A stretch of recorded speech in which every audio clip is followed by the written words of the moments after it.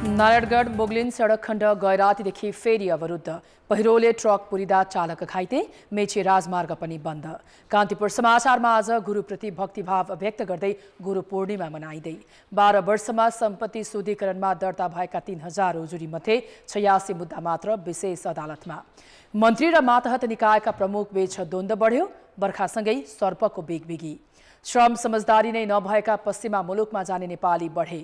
अन्तर्राष्ट्रियमा अदालतले आफूहरूलाई न्याय दिने फ्रान्समा मारिएका किशोरको हजुरआमाको विश्वास। र खेलकुदमा ACC men's under 16 east zone कपको फाइनल प्रवेशका लागि नेपाल र सिङ्गापुर भेट्दै।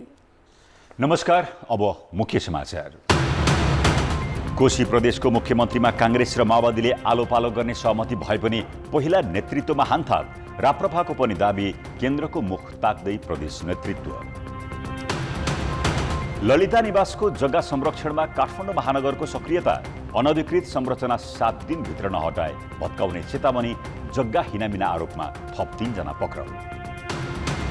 मानसिक स्वास्थ्य समस्या लिएर अस्पताल पुग्नेको संख्या बढ्यो। उपचार केन्द्र जनशक्ति अभावले समस्या बढ्दै गएको विज्ञको भनाइ।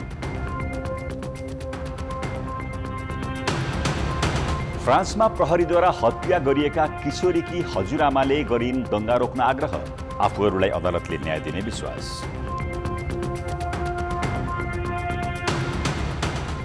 र फिफा महिला विश्वकपको तयारीमा रहेका ब्राजिलद्वारा मैत्रीपूर्ण खेलमा चिलीमाथि 4-0 गोलको जित। गाबी नुनेसको उत्कृष्ट प्रदर्शन।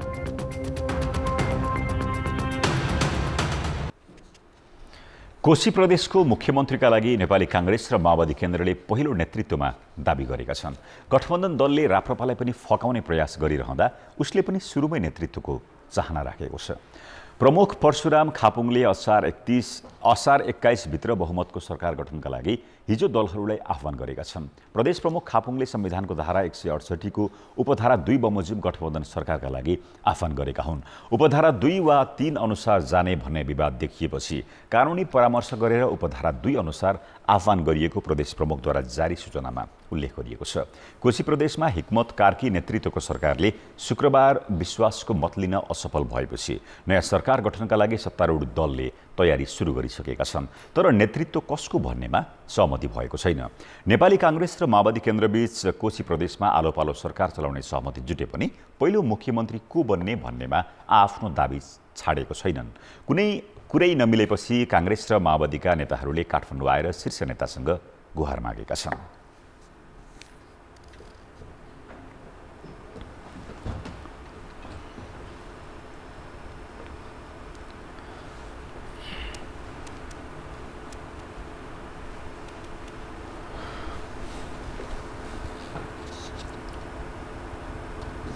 प्रदेशभित्र हामीले सहमति गर्न सकेनौँ। त्यसैले हामीले शीर्षस्थ नेतृत्वहरूलाई सँगै गएर भनेको छौँ। हामीभित्र आलो पालो प्रणालीमा हामी इमान्दारपूर्वक लागू गर्न पनि तयार छौँ र नेतृत्व जसलाई टुङ्ग्याइदिनु हुन्छ छिटो गरी टुङ्ग्याइदिनुपर्छ हामीले भनेका छौँ। तथापि पनि हामीले आफ्नो पार्टीहरूमा चाहिँ हामीले नेपाली कांग्रेसको नेतृत्वलाई भेटेर हामीले भनेका छौँ कांग्रेसले नेतृत्व गर्न पाउनुपर्छ। गठबन्धन दलबीच केन्द्रमा जुन दलको प्रधानमन्त्री रहन्छ त्यही दलले कोशी प्रदेश सरकारको नेतृत्व गर्ने विकल्पमा समेत छलफल भए पनि सहमति भइ नसकेको नेताहरूको भनाइ छ। राप्रपाले प्रदेशलाई मध्यावधिमा जान नदिन कांग्रेस र माओवादी केन्द्रले मुख्यमन्त्रीमा दाबी गर्न नहुने भन्दै नेतृत्वको माग गरेको छ। जनता समाजवादी पार्टी सरकारबाट बाहिरिएसँगै अल्पमतमा परेका मुख्यमन्त्री हिक्मत कुमार कार्कीले शुक्रबार प्रदेशसभामा विश्वास गुमाएपछि नयाँ सरकार बनाउने कसरत सुरु भएको हो। प्रदेश सरकारहरूले आफ्नो दोस्रो कार्यकाल सुरु गर्दा राजनीतिक स्थिरता कायम हुने र संघीयता कार्यान्वयन प्रभावकारी हुने आम अपेक्षा थियो। तर दोस्रो कार्यकालको सुरुवातदेखि नै प्रदेश सरकारहरू अस्थिर देखिन थालिसकेका छन्। केन्द्रमा फेरिएको गठबन्धनको प्रभाव प्रदेशमा समेत सरेको छ। आवश्यक कानुनको अभावमा संघ र प्रदेशबीच समन्वयमा समस्या त छँदैछ। केन्द्रको हस्तक्षेपले प्रदेश संरचनालाई समस्याग्रस्त बनाएको छ। संघमा गठबन्धन फेरिएपछिको असर अन्य प्रदेशमा जस्तै कोशीमा पनि देखिएको छ। एमालेका मुख्यमन्त्रीले विश्वासको मत प्राप्त गर्न नसकेपछि नयाँ सरकार गठनको तयारी हुँदैछ। प्रदेशको समस्या सुल्झाउन कांग्रेस र माओवादीका सांसदहरू काठमाडौँ धाउन थालेका छन्। तल हामीले प्रयत्न गर्यौं, धेरै प्रयासहरू गर्यौं, छलफल गर्यौं, निचोडमा हामी पुग्न सकेनौं। त्यही भएर हामीले चाहिँ केन्द्रकै हाम्रो नेताहरूलाई चाहिँ एउटा निर्णय र निष्कर्षमा पुर्याउनुस् भनेर हामी सल्लाह पनि दिन आएका छौँ। प्रदेशमा देखिने हरेक समस्याको समाधान केन्द्रबाट मात्र गर्न सकिन्छ भन्ने विश्वासमा दलहरू छन्। दलहरूले प्रदेशमा समस्या त्यही समाधान गर्ने पहल गरेकै छैनन्। देखिएका जिम्मेदार चाहिँ यहाँ प्रदेशका मुख्यमन्त्रीहरू, प्रदेशका दलका नेताहरू देखिन्छन्, तर लगाम त उनीहरूको हातमा छैन नि। यो चाहिँ लगाम अर्कैले खिचेका घोडा जस्ता हुन् कि हामी कार्यकर्ता त्यस्तै रहेछौँ। यसअघि गण्डकी, लुम्बिनी र सुदूरपश्चिममा पनि सरकार गठनको गाँठो काठमाडौँबाटै फुकाइएको थियो। तर प्रदेश सरकारको बजेटका कारण दलहरूबीच फेरि विमति बढेको छ। यसलाई चाहिँ एउटा स्वायत्त अर्थात् चाहिँ यो सरकार हो भनेर बुझ्ने भन्दा पनि यसलाई एउटा विकेन्द्रीकरणको रूपमा बुझ्दाखेरिको समस्या हो। त्यसले गर्दाखेरि प्रदेशमा रहेकाहरूले पनि माथि मुख ताकेको जस्तो र माथिकाहरूले पनि मुठी बाँधेको जस्तो। सत्ता राजनीतिमा मात्रै होइन, अन्य विषयमा पनि प्रदेशले समस्या भोगिरहेका छन्। 2 दिन अघि पोखरामा भेला भएका मुख्यमन्त्रीहरूले सङ्घीय निजामती ऐन, शिक्षा र प्रहरी समायोजनदेखि राजस्व बाँडफाँडसम्मका विषयलाई समस्याका रूपमा उठाए। तर सङ्घले यी समस्या समाधानमा पहल गरेकै छैन। सङ्घीय कानुन बनाइसकिसके मात्रै ढोका खुल्छ प्रदेश कानुनका लागि, स्थानीय सरकारका कानुनका लागि। यो आजका मितिसम्म पनि सङ्घीय चाहिँ तपाईँको ऐनहरू बन्न सकिरहेको चाहिँ छैन। यसले केही समस्या सिर्जना गरेको चाहिँ कार्य सम्पादनमा जाँदाखेरि। सङ्घ भनेको मूल रूपमा सबैको अभिभावक हो, तर सङ्घ सरकारले त्यसलाई फेसिलिटेट, सहजीकरण गर्ने भन्दा पनि यहाँ भत्कियो भने अन्त पनि भत्काउनुपर्छ। सङ्घमा भत्कियो भने प्रदेशहरूमा पनि भत्काउनुपर्छ। त्यो भत्किएन भने हामी बलियो हुँदैनौँ भन्ने खालको जुन मानसिकता सङ्घ सरकारले राख्यो। सङ्घ सरकारले प्रदेशलाई उसको जुन तपाईँ समन्वय, सहकारी र सहअस्तित्वको 3टा अवधारणा छ, सहअस्तित्वलाई स्वीकार गरेन, सहकारीलाई पनि स्वीकार गरेन, समन्वयलाई पनि स्वीकार गरेन, जसका कारण के भयो भन्दा आज यो परिणति चाहिँ हामीले बिहोर्नु पर्छ। जतिसुकै संहिताको कुरा गरे पनि माथि बस्नेहरूले तल अधिकार दिन खोजेको जस्तो पनि देखिँदैन। त्यसैले अब यो चाहिँ कस्तो भने एकदमै इच्छा शक्ति नै नभएको, यो यसको चाहिँ आवश्यकता छैन भनेर जसले बोलिरहेको छ त्यसले त प्रश्न नै भन्ने भयो। अनि अरूहरूले पनि यसको आवश्यकता राम्ररी बोध गराउन नसकेको, नचाहेको, अनि यसलाई अलि राम्ररी सक्रिय बनाएर यसको उपादेयता स्थापित गर्न नसकेको जस्तो देखिएको छ। यसले समग्रता के हुन्छ भने हाम्रो संहितामाथि प्रश्न उठाइरहन्छ। मुलुक सङ्घीय शासन प्रणालीमा गएसँगै अधिकारको विकेन्द्रीकरण र सेवा प्रभावमा सहज हुने आम अपेक्षा गरिएको थियो। प्रदेशहरूको दोस्रो कार्यकालमा समेत अन्यल हटेको छैन। बरु क्षेत्राधिकारलाई लिएर केन्द्रसँग सम्बन्ध चिसिँदै जाँदा प्रदेशहरू थप अस्थिर बन्ने खतरा बढेको छ। कान्तिपुर समाचारका लागि क्यामेरामा श्याम श्रेष्ठ र जिल्ला सहकर्मीहरू सुजन पुडासैनी र शम्भु पोखरेलका साथ दीपक आचार्य, काठमाडौँ। अब जनताको आवाज हामीले सातै प्रदेशमा सोधेका छौँ। सङ्घ र प्रदेश बीचको सम्बन्ध सुमधुर बनाउन के गर्नु पर्ला? जनताको आवाज एक अर्कामा एउटा कोअर्डिनेसन कमिटी जस्तो बनायो भने सजिलो हुन्छ। प्रदेश जन्मिएको छ, उनीहरूको आफ्नो कानुन, आफ्नो अधिकार उनीहरूले पाएको छैन। सर्वप्रथम चाहिँ सङ्घबाट उनीहरूको अधिकार चाहिँ सुनिश्चित गर्नुपर्छ। एक आपसमा तिनीहरूले कुराकानीको छलफल गर्नुपर्छ। आफ्ना पदका लागि झगडा गर्नु पर्दैन। सङ्घले चाहिँ के अरे प्रदेशलाई चाहिँ सबै कुराहरूमा चाहिँ फेसिलिटी दियो, सुविधा उसलाई चाहिँ दियो भने, अधिकार दियो भने। बजेटमा सङ्घले आफ्नो गर्छ, प्रदेशले आफ्नो गर्छ, मिलाएर गरेमा राम्रो। अधिकारहरू क्लियर हुनुपर्छ। सँगै मिलेर सबैजना सहमत भएर काम गरे भने चाहिँ राम्रो। एकको अधिकारलाई अर्कोले हस्तक्षेप नगर्ने हो भने नीति बनाएको छ, कानुन बनाएको छ, सो बमोजिम राज्यले कार्यान्वयन गर्ने काममा फितलो भएको हुनाले गडबड भएको। क्षेत्र अधिकार पनि बराबरी बाँड्नु पर्यो। विश्वासको वातावरण हुनु पर्यो। योजनाहरू बनाउँदाखेरि यसलाई कसरी तर्जुमा गर्ने, कसरी कार्यान्वयन गर्ने भनेर माछा पानीको सम्बन्ध भए जस्तै एकदम मिलेर जाँदा सबभन्दा बेटर होला। नेताहरूले एक आपसमा समन्वय गरेर अगाडि बढ्दा सङ्घ र प्रदेशको राम्रो सुमधुर सम्बन्ध हुन सक्छ। सङ्घ र प्रदेश मिलेर जनतालाई कसरी सजिलो हुन्छ त्यो काम गर्न पर्यो। प्रदेशलाई नै अधिकार दिएर स्वायत्तता बनाउनु पर्यो। जति पनि प्रदेशका चाहिँ नि क्रियाकलापहरू चाहिँ छन् यसमा उनीहरूलाई पूर्ण रूपमा चाहिँ नि सङ्घको चाहिँ काम गर भनेर चाहिँ छोडिदिनु पर्ने स्थिति हुन्छ। अधिकार सबै हाम्रै मात्रै हो भन्ने केन्द्रबाट सञ्चालित भएर प्रदेशले चाहिँ अधिकार नपाएको अनुभव जनताले गरेका छन्। कार्यक्रमहरू साझा रूपमा चाहिँ अगाडि बढाउनुपर्छ। प्रदेश कानुन निर्माण गरिनुपर्दछ। त्यसैको मातहतमा रहेर राजनीतिक संस्कारको विकास गरिनुपर्दछ। सङ्घको सङ्घमै बनाइराख, प्रदेशको प्रदेशको बनाइराख, त्यो बाजियो। त्यो बाजी नदिनलाई चाहिँ नीति नियम तथा कानुनहरू चाहिँ एक ठाउँमा बसेर गर्नुपर्ने।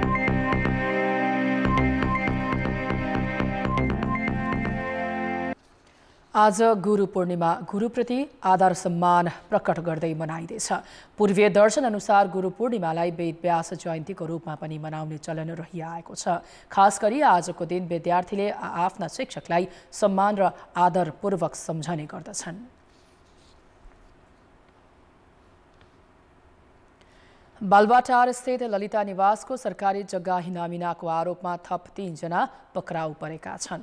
प्रहरीको केन्द्रीय अनुसन्धान ब्युरो CIB ले सरकारी जग्गा हिनामिनाको आरोपमा बाबुराजा महर्जन, तत्कालीन नापी अधिकृत घमन कुमार कार्की र तत्कालीन ओडा सचिव शिवजी भट्टराईलाई पक्राउ गरेको हो। महर्जन नक्कली मोहीको आरोपमा पक्राउ परेका हुन् भने कार्कीले सरकारी जग्गा नपरेको भन्दै सिफारिस गरेको प्रहरी अनुसन्धानबाट खुलेको छ। 2060 सालमा ओडा नम्बर 4 का ओडा सचिव र हाल काठमाडौँ महानगरपालिकाका 6औं तहका अधिकृत समेत रहेका भट्टराईले सरकारी जग्गा कारोबारका लागि स्वीकृत दिएको आरोप लागेको छ। कृत्यमा अनुसन्धान गरिरहेको CIB ले अपराध प्रकृति र संलग्नको संख्याका आधारमा यो प्रकरणलाई संगठित अपराध अन्तर्गत मुद्दा अगाडि बढाउने तयारी गरेको छ। संगठित अपराध अनुसार 60 दिनसम्म हिरासतमा राखेर अनुसन्धान गर्न सकिन्छ। पक्राउ परेका 3 सहित यो प्रकरणमा 7 जना प्रहरी हिरासतमा छन्। तत्कालीन भौतिक पूर्वाधार मन्त्री समेत रहेका विजय कुमार गच्छदार, पूर्व सचिव दीप बस्नेत सहितका पूर्व विशिष्ट पदाधिकारी समेतलाई कारबाहीको दायरामा ल्याउने गरी अनुसन्धान भइरहेको प्रहरीले जनाएको छ। काठमाडौँ महानगरपालिकाले ललिता निवासको जग्गामा भएको अस्थायी र अनधिकृत संरचना 7 दिनभित्र नहटाए भत्काउने चेतावनी दिएको छ। बालुवाटार स्थित ललिता निवास पुगेको महानगर प्रहरीको टोलीले ललिता निवासमा बनेका संरचना हटाउन चेतावनी दिएको हो। महानगरले उक्त क्षेत्रलाई तारबारले घेर्ने समेत जनाएको छ। महानगरका प्रहरी प्रमुख राजु पाण्डेलले सरकारको जग्गा संरक्षण गर्नका लागि तारबार गर्न लागि जानकारी दिए। महानगरको टोलीले ललिता निवास परिसरमा पुगेर त्यहाँ बनेका संरचना हटाउन सूचना टाँसेको छ। काठमाडौँ महानगरपालिकाको स्वीकृति बिना निर्माण भएका वा निर्माणाधीन संरचना हटाउन पनि महानगरपालिकाले ताकेता गरेको छ। सरकारी खर्च कटौतीका लागि भन्दै लुम्बिनी प्रदेश सरकारले प्रदेश मन्त्रालय मार्फतका निर्देशनालयहरूलाई खारेज गर्ने योजना ल्याएको छ।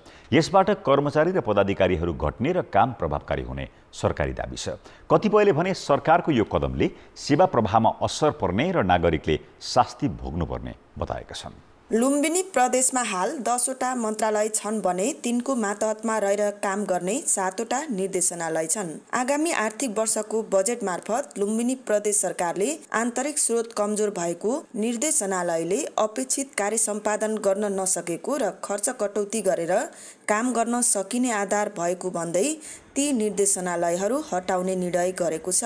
निर्देशनालय कटौती गर्दा कर्मचारी र तिनको व्यवस्थापनमा लाग्ने वार्षिक करिब 70 करोड रुपैयाँ बचत हुने सरकारको दाबी छ। कर्मचारी व्यवस्थापन पनि सजिलो हुन्छ र त्यो खर्च कटौती गर्दा 60-70 करोड पनि थपिने छ। यसमा हाम्रो सरकारसँग जसले प्रत्यक्ष रूपमा खर्च गर्न पायो त्यो काम गर्दैछौँ।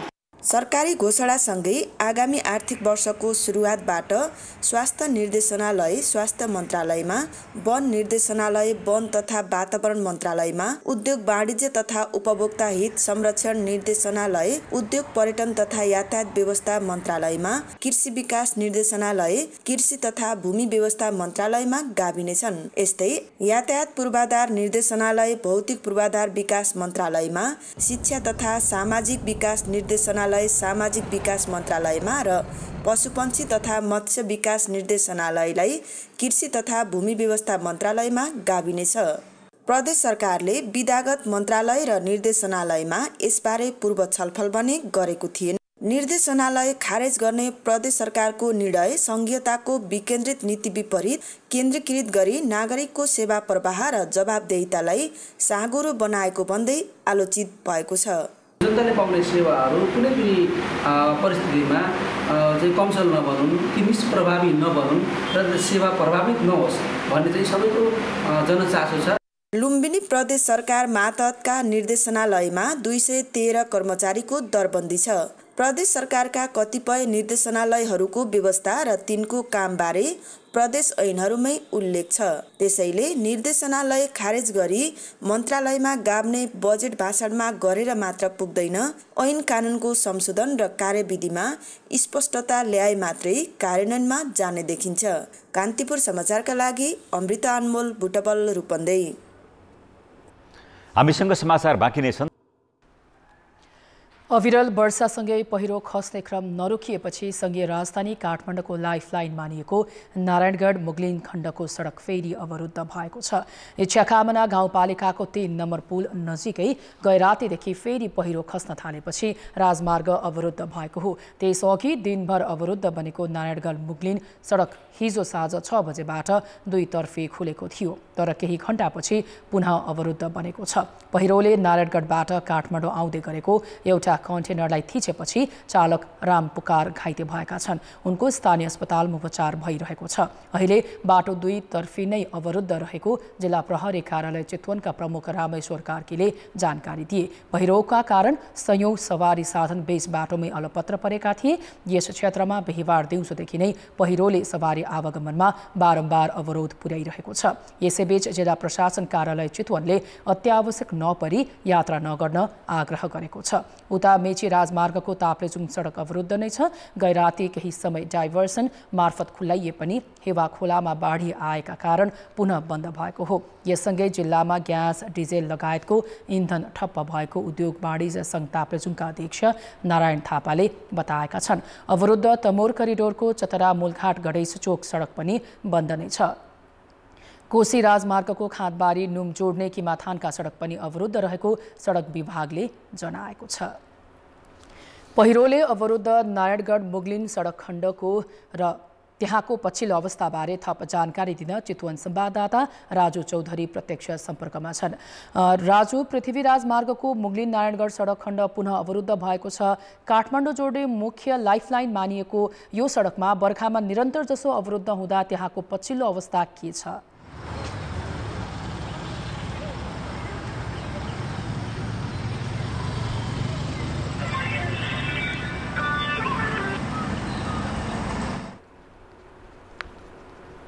राजुजी, सुन्दै हुनुहुन्छ हामीलाई? नारायणगढ मुगलिन सडक खण्ड अहिले के छ अवस्था? त्यहाँ सवारी साधनहरू आवागमनमा रोक लगाइएको छ, आसपास वारपार गर्न सकिरहेको छैन, के छ जानकारी बताइदिनुहोस्।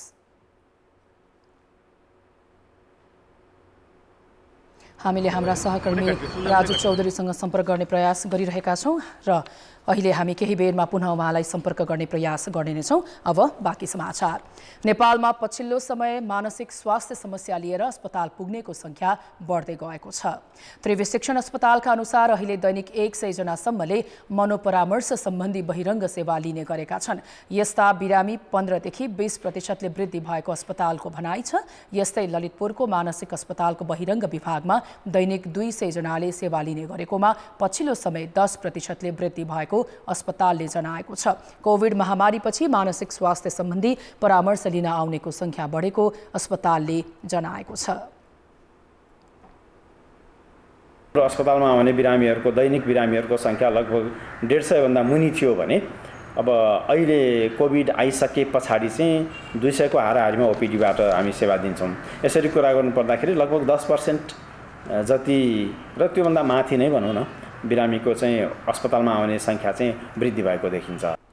पारिवारिक समस्या, बेरोजगारी, वंशाणुगत लगायतका कारण चिन्ता, डर, मन उदास हुने जस्ता समस्या लिएर अस्पताल आउने बिरामी बढी छन्। नकारात्मक सोचाइ बढ्दै जानु, दैनिक कामकाज गर्न अप्ठ्यारो हुनु, निन्द्रा खलबलिनु लगायत भावनात्मक परिवर्तनमा देखिएको समस्याको सुरुमै पहिचान गर्न सकियो भने मानसिक समस्यालाई बिना औषधि उपचार गर्न सकिने चिकित्सक बताउँछन्।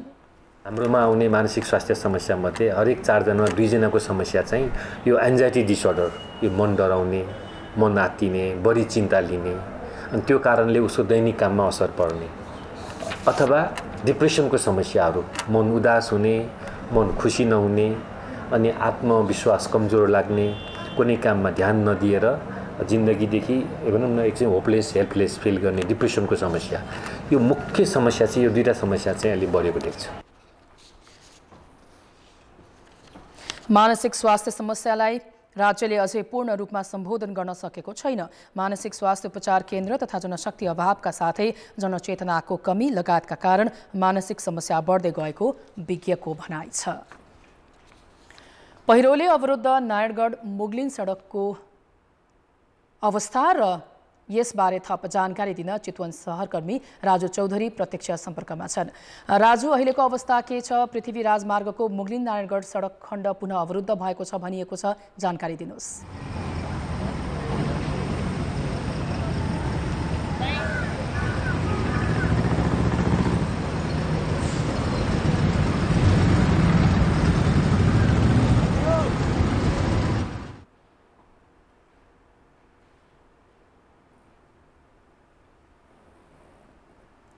राजुजीसँगको हाम्रो सम्पर्क फेरि पुनः हुन सकेको छैन र केही बेरमा पुनः प्रयास गर्ने नै छौँ। अब बाँकी समाचार।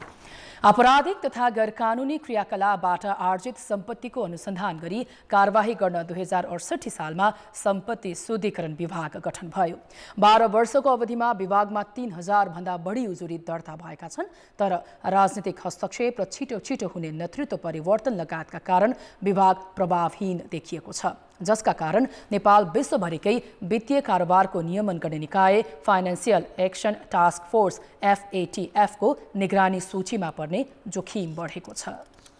सम्पत्ति शुद्धिकरण विभागलाई कर छली, ठगी, तस्करी, अपहरण, आतंकवाद, हुन्डी, जुवा, क्यासिनो, घर जग्गा, संगठित अपराध लगायत 32 वटा अपराधमा अनुसन्धान गर्ने अधिकार छ।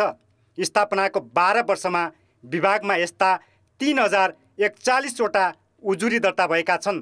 तर अहिलेसम्म जम्मा 86 वटा मात्र मुद्दा विशेष अदालत पुर्याएको छ। तिनमा पनि अधिकांशमा विभाग कमजोर देखिने गरेको छ। 86 वटा मध्ये 13 वटा मुद्दा पुनरावेदनका लागि सर्वोच्च पुगेका थिए। पछिल्ला 5 वर्षमा 23 वटा मुद्दा विशेष अदालतबाट फैसला भएकोमा 4 वटामा विभागले दाबी पुष्टि गर्न सकेको देखिँदैन। दक्ष जनशक्ति तथा कानुन अभाव हुँदा विभागको अनुसन्धान फितलो र सुस्त देखिएको हो। यो चाहिँ ट्रान्सफर गर्ने बेलामा क्राइटेरिया खोइ, क्यापासिटी छ छैन, उसको इन्ट्रेस्ट छ छैन। कतिपय इन्ट्रेस्टै नभएको मान्छे पुग्छ, झोक्रेर बसिरहन्छ, त्यसको इन्ट्रेस्ट खोइ। अनि त्यो मान्छेलाई क्यापेबल बनाउनका लागि लगानी राज्यको खोइ, त्यसलाई इन्सेन्टिभ खोइ। सम्पत्ति शुद्धिकरण विभागमा उजुरीका चाङ लागे पनि अनुसन्धान नै अघि बढ्न नसक्नुको कारण खोज्न अन्त कतै जानु पर्दैन। विभागका महानिर्देशकको लामो सूची हेरे पुग्छ। स्थापनाको 12 वर्षमा 13 जना महानिर्देशक फेरेर सरकारले नै यसलाई अस्थिर बनाएको छ। 2068 सुरुमै नियुक्त भएका खुमराज पुन्जालीले 4 महिनाभन्दा बढी काम गर्न पाएनन् भने अर्जुन प्रसाद पोखरेल त 2 महिनामै सरुवा हुनु पर्यो। जीवन प्रकाश सिटौलाले सबैभन्दा बढी 30 महिना काम गरे, जबकि नियुक्तिको केही समय त कार्यालय प्रणालीबारे बुझ्नै लाग्छ। राजनीतिक स्वार्थका कारण छिटो महानिर्देशकको सरुवा गर्ने प्रवृत्तिले पनि विभागको अनुसन्धान प्रभावित हुने गरेको छ। खास गरी पोलिटिकल लिडरसिपहरूले चाहिँ त्यो सिरियसली काम गर्दै जाँदाखेरि विभिन्न एङ्गलमा सायद नेतृत्वहरूको विभिन्न अङ्गलमा असर पर्छ भन्ने हिसाबले हटाउने चाहना पनि छ। कतिको त पर्फर्मेन्स पनि राम्रो देखिया छैन। त्यो कारण यी धेरै कारणले त्यहाँ स्थिरता देखिया छैन। केपी शर्मा ओली प्रधानमन्त्री बनेपछि विभागलाई प्रधानमन्त्री कार्यालय मातहत ल्याइएको थियो। त्यसो गरिए पनि विभागले ठुला मुद्दामा अनुसन्धान अघि बढाउन सकेको छैन। Financial action task force FATF र यसको क्षेत्रीय संस्था एसिया प्रशान्त समूह APG ले सम्पत्ति शुद्धिकरणमा नेपालको स्थिति मूल्याङ्कन गर्ने गर्छ, जसका लागि 40 भन्दा बढी मानक बनाइएको छ। त्यसमा नेपाल निकै कमजोर रहेको र निगरानी सूचीमा पर्ने जोखिम देखिएपछि सरकारले गत माघमा सम्पत्ति शुद्धिकरण सम्बन्धी विधेयक संसदमा पेश गरेको थियो।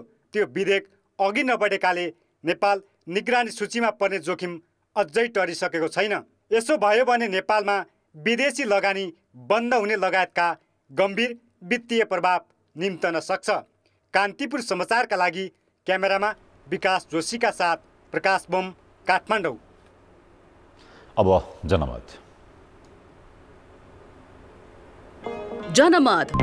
हाम्रो प्रश्न छ, सम्पत्ति शुद्धिकरण अनुसन्धान विभाग किन प्रभावकारी हुन नसकेको होला? ए, राजनैतिक हस्तक्षेप, बी, कमजोर कानुन, र सी, दक्ष जनशक्ति अभाव।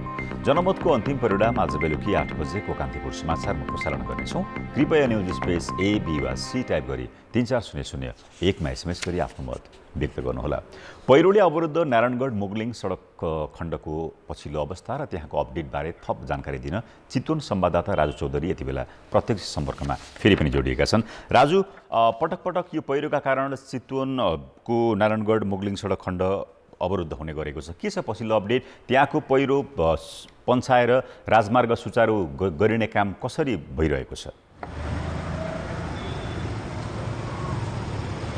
प्रवीण, आज बिहान 2 बजेदेखि नारायणगढ मुगलिङ सडक खण्ड पुनः अवरुद्ध भएको छ र हिजो साँझ पौने 6 बजे दुईतर्फी बाटो खुलाइएको थियो।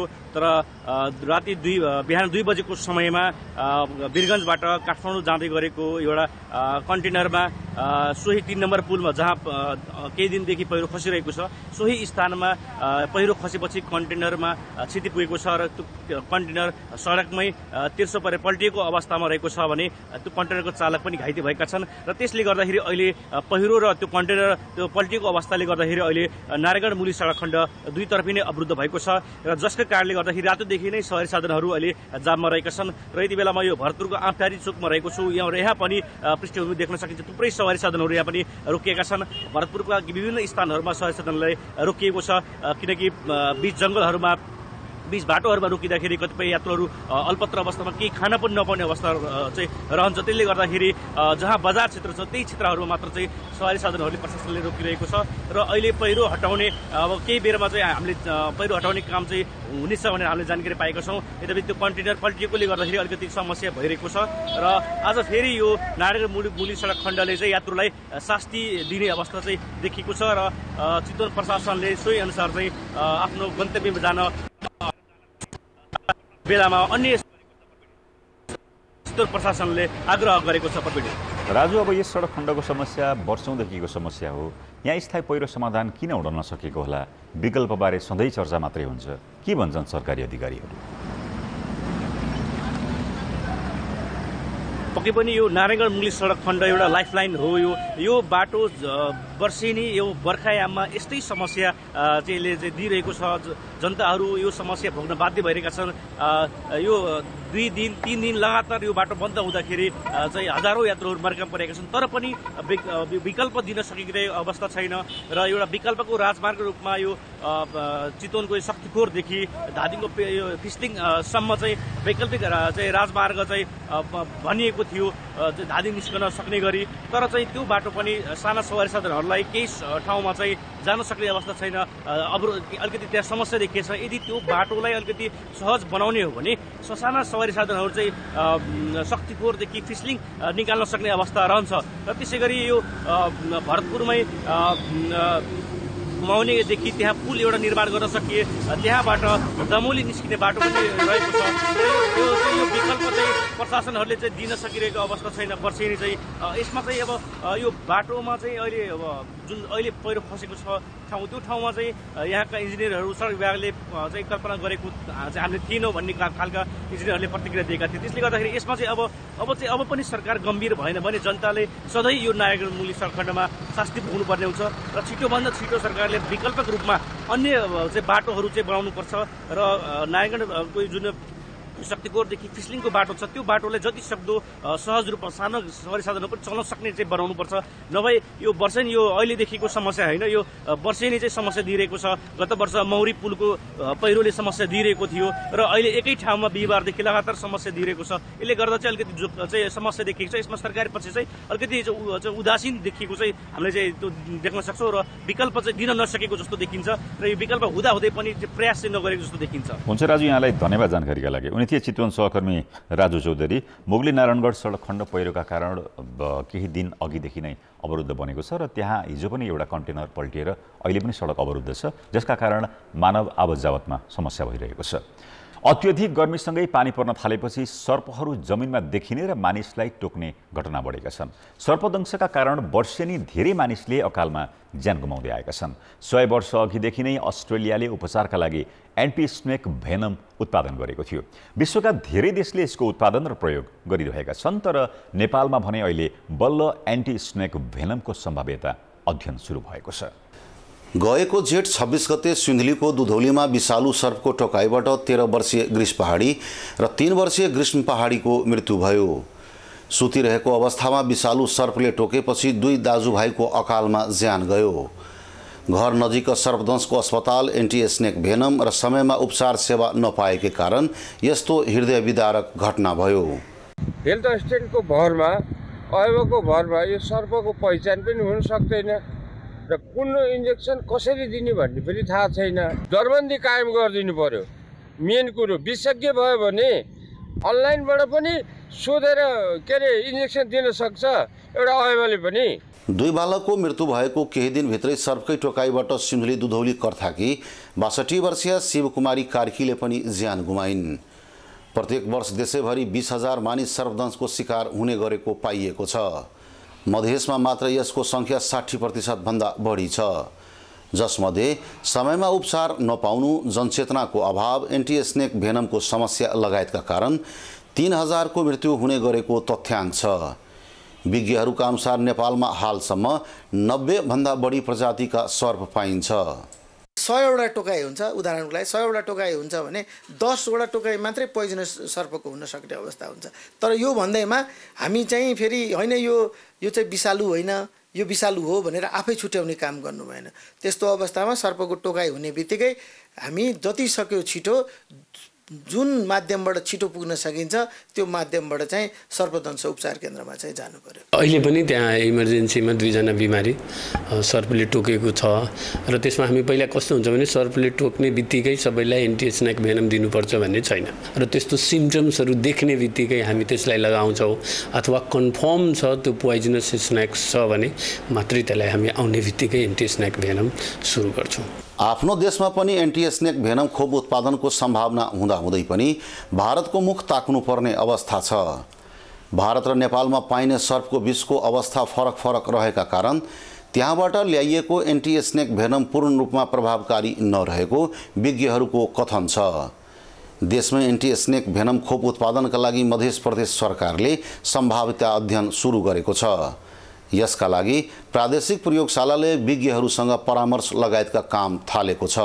प्रदेश अन्तर्गत यो लालबन्दीमा पनि सर्प पालनको लागि हैन जग्गाहरूको अधिग्रहण भइसकेको स्थिति छ र त्यहाँ चाहिँ स्नेक फार्मिङ र अर्को चाहिँ यतातिर आएर हर्सको यो दुईटा कुरा चाहिँ त्यहाँनिर हामीले गर्ने चाहिँ जमर्को गरेका छौँ र त्यसमा पनि काम अगाडि बढेको छ। गर्मीसँगै पानी पर्न थालेपछि अन्य जीवहरू जस्तै सर्प पनि आहारको खोजीमा बाहिर निस्कने र सर्वसाधारणलाई टोक्ने गर्छन्। मध्य प्रदेश सर्पदंशको उच्च जोखिममा रहेको छ। यहाँ किङकोब्रा, गहुमन, करैत, साखर जस्ता विषालु प्रजातिको सर्प अत्याधिक पाइन्छ। स्वदेशमै खोप उत्पादन गर्न सके देशैभरि सहज आपूर्ति त हुन्छ नै, निर्यात गरेर पनि राम्रो आम्दानी गर्न सकिन्छ। कान्तिपुर समाचारका लागि सुन्दलीबाट राजकुमार कार्की र बिर्खेश यादवका साथ अनिल मिश्र, जनकपुर धाम, धनुषा। आर्थिक र अन्तर्राष्ट्रिय समाचार हामीसँग बाँकी नै छ। अर्थ र विकास। आर्थिक शिथिलताले गर्दा कर्जाको मागमा कमी आएपछि ब्याङ्किङ क्षेत्रमा 3 खर्ब बराबरको रकम थुप्रिएको छ। कर्जाको मागे नभएपछि 17.5 अर्ब बराबरको रकम त ब्याङ्कहरूले बिना ब्याज राष्ट्र ब्याङ्कमा लगेर थुपारेका छन्। नेपाल राष्ट्र ब्याङ्क अनुसार ब्याङ्कहरूले एक आपसमा रकम सापटे लिने अन्तर ब्याङ्क ब्याज दर अहिले 3.57% छ, जुन गत वर्ष यही समयमा 7% को हाराहारीमा थियो। यसरी ब्याज दर घट्दै जानुले ब्याङ्कमा पैसा थुप्रिँदै गएको बुझाउँछ भने आगामी दिनमा निक्षेप र कर्जाको ब्याज पनि घट्ने सङ्केत गर्छ।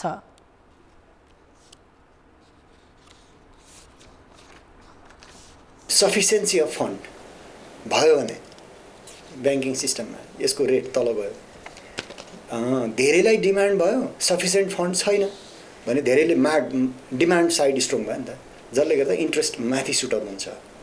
र इन्टर ब्याङ्क रेट मुभमेन्ट कसरी गर्ने त, कसरी गराउने त भन्ने सेन्समा चाहिँ राष्ट्र ब्याङ्कको जुन यो इन्ट्रेस्ट रेट करिडोर छ, यो करिडोरको पाथमा यो रेट हिँड्नुपर्ने हुन्छ। अब उद्योगीहरूको कुरा गरौँ भने उद्योगीहरूको मनोबल एकदमै घटेको अवस्था छ।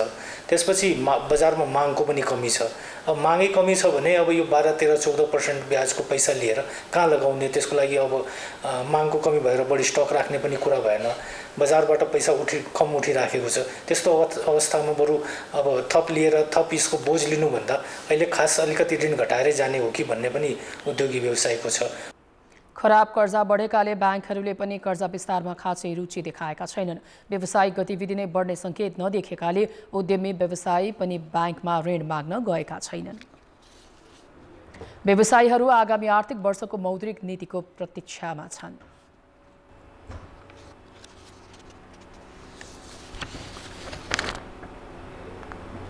अब अन्तर्राष्ट्रिय समाचार। फ्रान्समा ट्राफिक नियम नमानेको भन्दै प्रहरीद्वारा हत्या गरिएका किशोरका परिवारले दङ्गा रोक्न आग्रह गरेका छन्। प्रहरीद्वारा हत्या गरिएका 17 वर्षीय किशोर नाहेलकी हजुरआमाले देशभर फैलिएको दङ्गा बन्द गर्न आग्रह गरेकी हुन्। यो घटनाले फ्रान्समा प्रहरीले हिंसा गर्ने बारेको गुनासोको विषय उचालिएको छ। साथै मिश्रित जातीयताको विभेद र विवाद पनि चर्किएको छ। हिंसा भड्किँदा फ्रान्समा भौतिक सम्पत्तिको धेरै नै क्षति भएको छ। नाहेलमाथि गोली चलाउने प्रहरीलाई हत्याको दोष लगाएर जेल चलान गरिएको छ। फ्रान्सका राष्ट्रपति इमानुएल माक्रोनले देशका 220 मेयरलाई पछिल्लो दङ्गाको विषयमा मङ्गलबार भेट्ने तय भएको छ। उनले आफ्नो जर्मनी भ्रमण पनि रद्द गरिसकेका छन्। हामीसँग समाचार बाँकी नै छन्। खेलकुद समाचार। ACC men's under 16 east zone कपको फाइनल प्रवेशका लागि नेपाल र सिङ्गापुर बीचको खेल जारी छ। वाइमास ओभल मलेसियामा भइरहेको खेलमा नेपाल टस जितेर पहिले ब्याटिङमा आएको छ। जारी प्रतियोगितामा नेपालले समूह चरणमा 100% नतिजा हात पार्दै सेमिफाइनल प्रवेश गरेको हो। नेपालले आफ्नो पहिलो खेलमा थाइल्यान्डलाई 225 रनले हराएको थियो भने दोस्रो खेलमा मलेसियामाथि 84 रनको जित दर्ता गर्न सफल भएको थियो। यता सिङ्गापुरले भने समूह चरणमा 1 जित र 1 पराजय बेहोर्यो। उसले समूह चरणको पहिलो खेलमा इन्डोनेसियालाई 104 रनले हराउँदा दोस्रो खेलमा हङकङसँग 7 विकेटले हार बेहोरेको थियो। एसीसीले पहिलो पटक यो प्रतियोगिता आयोजना गरिरहेको जनाएको छ। तर क्वालालम्पुरको YAD UKM ओभल मैदानमा थाइल्यान्डसँग प्रतिस्पर्धा गर्न उत्रदा नेपालले ह्याट्रिक उपाधिको दाउमा थियो। एसीसीले यसअघि एसीसी अन्डर 16 इस्टर्न रिजनको नाममा सन् 2017 र 2019 मा आयोजित 2 संस्करण नै नेपालले जितेको थियो। कान्तिपुर खेलकुद समाचारहरूलाई यति नै। कान्तिपुर समाचार अहिलेलाई सकियो। कान्तिपुर टेलिभिजन हेर्दै गर्नुहोला। नमस्ते।